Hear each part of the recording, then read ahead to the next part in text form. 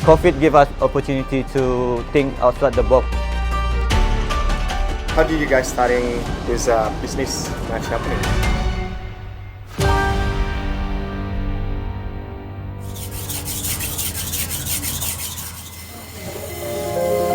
When I first started, it was during COVID. At that time was my birthday. And then Jan gave me a set of new sharpening stone. I trust in my craft, Yanto craft. Our good intention that providing good service, somehow releasing pressure for them. I think it was never a plan to be a business. So there's definitely a learning curve. We managed to learn the hard way.